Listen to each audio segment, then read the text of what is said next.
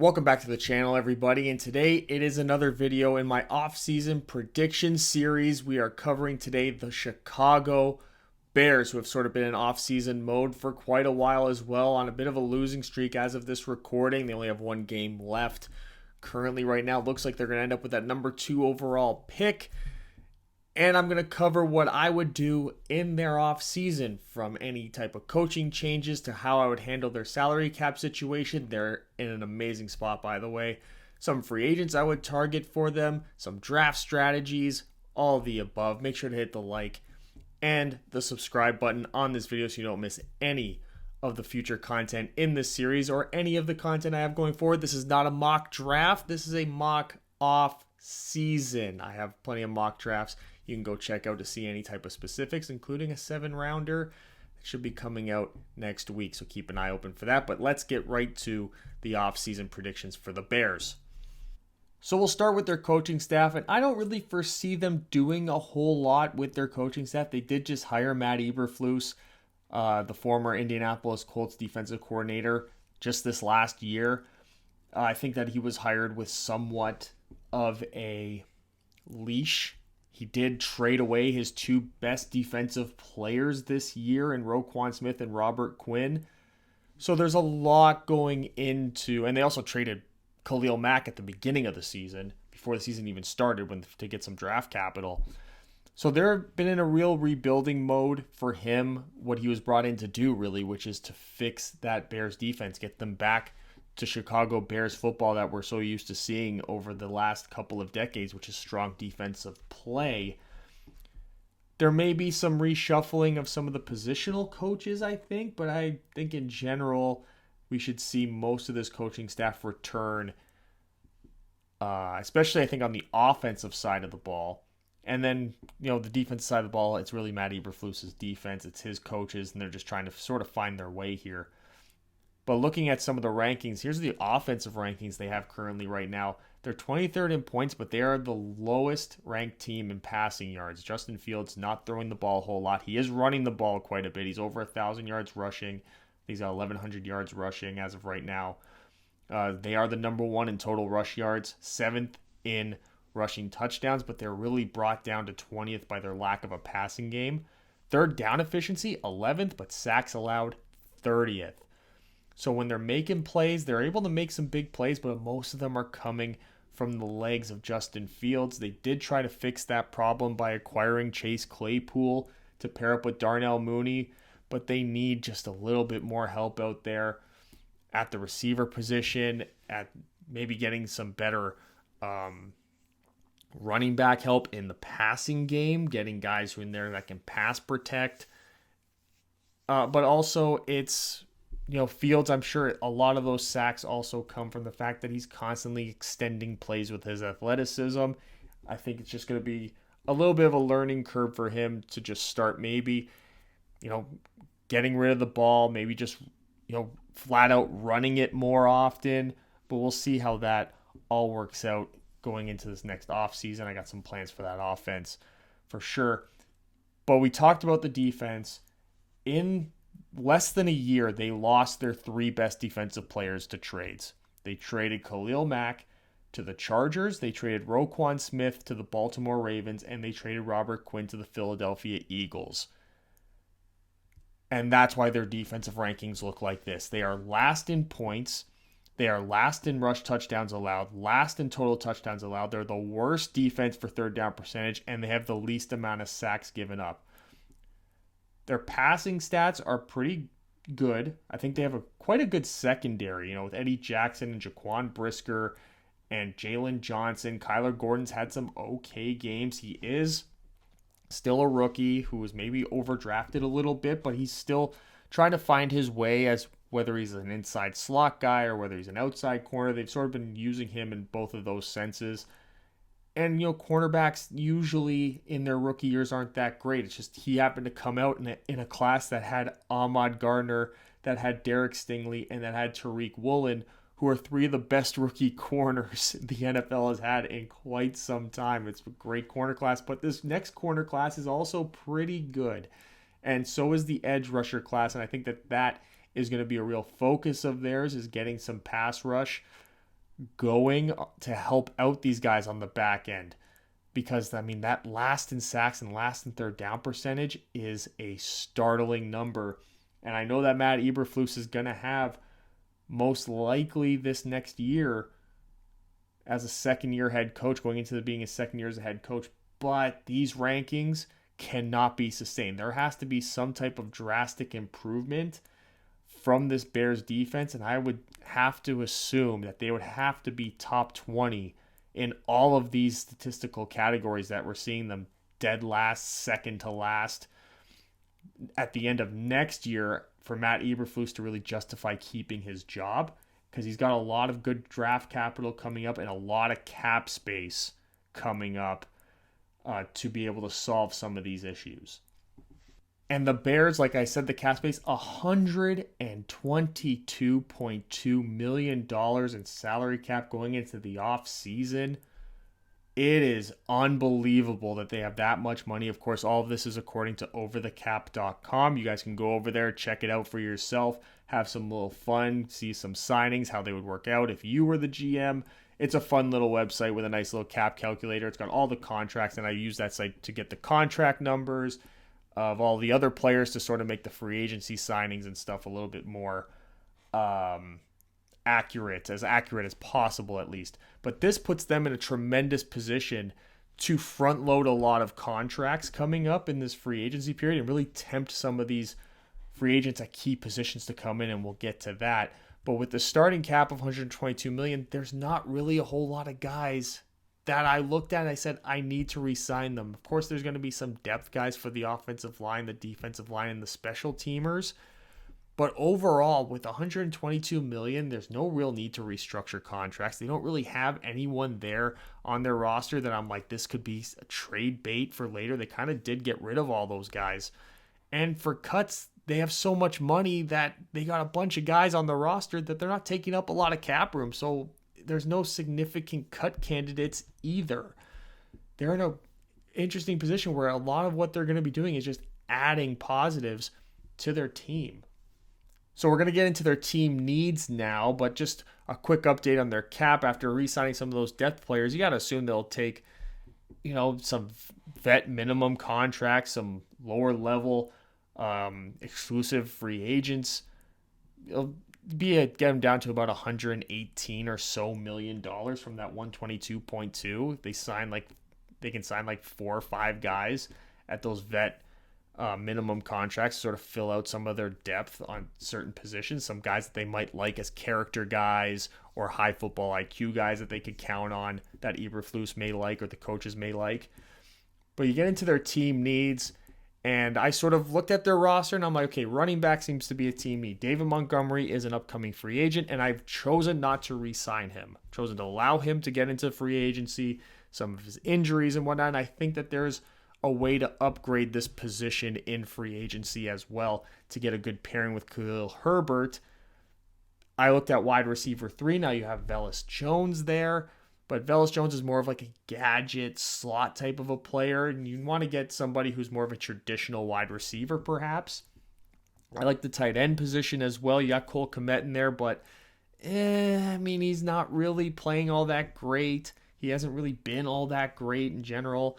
I do think that there's a real need for them on the offensive line and in the front four, their defense, especially. Their defense, we just saw their rankings. You want to get the offensive line to maybe protect Justin Fields a bit better, allow him to develop as a pocket passer. But that defense, man, other than the safety position, which you have Eddie Jackson, Jaquan Brisker, you got a couple of good depth guys there. They need linebackers. You need an edge. You need edge rushers, and you need defensive tackles. You need quality guys in that front seven, and you need somebody opposite Jalen Johnson to help Kyler Gordon develop as one sure thing. And I think that's going to end up being as more of a slot cornerback. So you getting a second cornerback into this roster could perhaps be advantageous, or you just get somebody that maybe then Kyler Gordon can play on the outside. And we sort of play around with that here. So here are some of the free agents that I have the Bears targeting. They have a lot of money.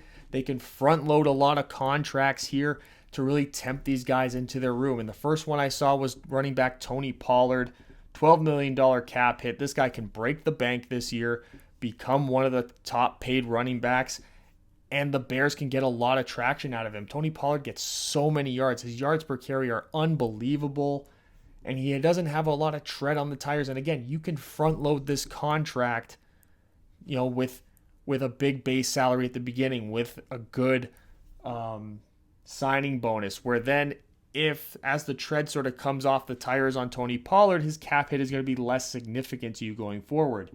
I also like bringing in Irv Smith Jr., $6 million cap hit as a tight end.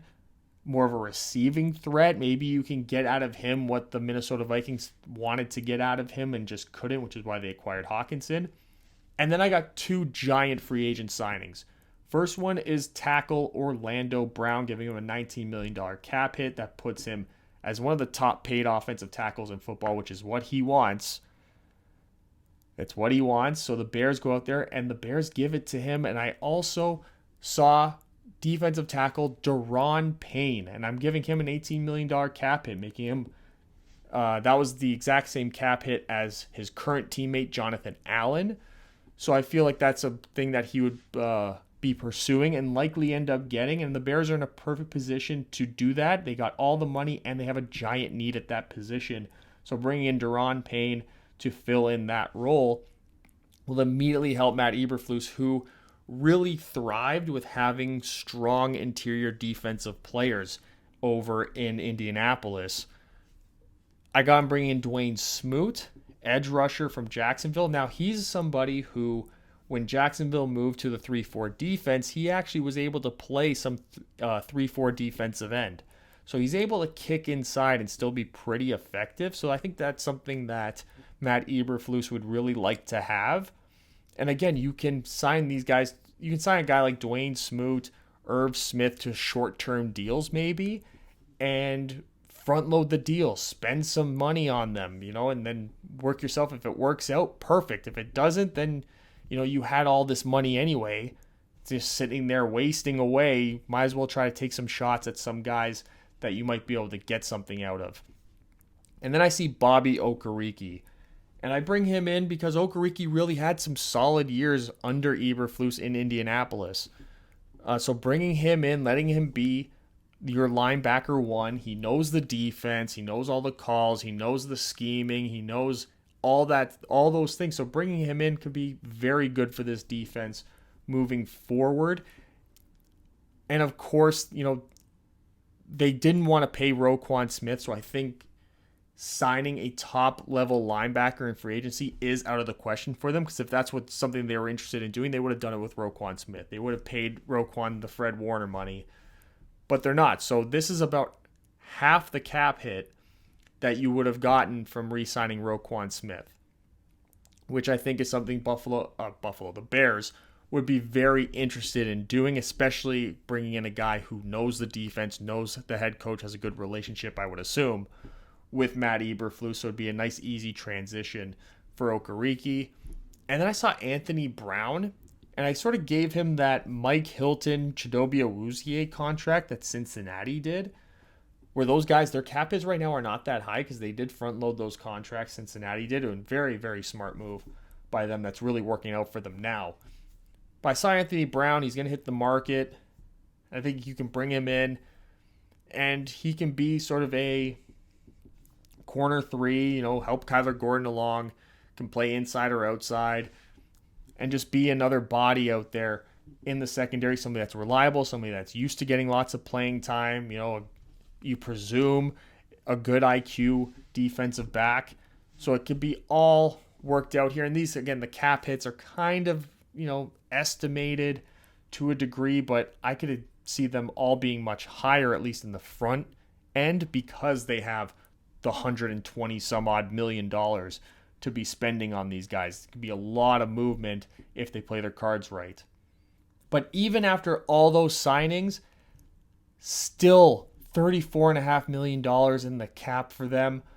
So that'll carry over into next year, into some of these roster signings, and of course with their draft picks. But what a great problem to have for a team that is still building and developing. You get some of these big time players. Justin Fields works out, you're going to have the money in place to be able to extend him the way quarterbacks have been extended.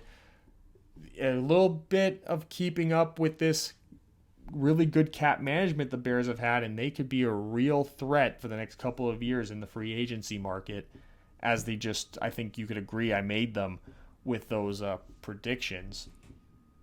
But going into their draft strategy, and it's Jalen Carter or Will Anderson. It really has to be with whatever that first pick is going to be, whether it be the second overall pick or the first overall pick. You have to get one of those guys. You cannot really settle. You want to get either the best edge rusher or the best interior defensive lineman on your roster. Even if they sign Daron Payne, if Jalen Carter's their guy, still take him. Still take him. If Will Anderson's your guy, take him. And then you got an alpha edge rusher, hopefully, as well. But it has to be one of those guys. You have to fix the main issue that you have on this team right now, and that is the front four. You can't be diddly-daddling around here and trying to get cute and trading back and then drafting maybe offensive guys. That's something you should save for the rest of the draft.